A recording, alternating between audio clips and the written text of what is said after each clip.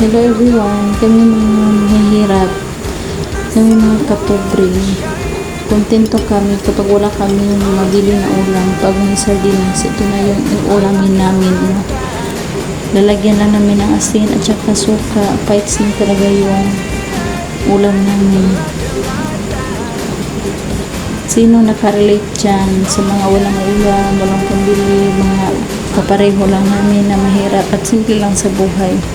Busog na kami. Yan lang ang inuulam namin pag wala kami pera. Kayo, anong ulam nyo ngayon? Please comment please comment and like and share. Thank you sa panonood. Sana hindi kayo magsawa sa aking mga vlog. Thank you so much.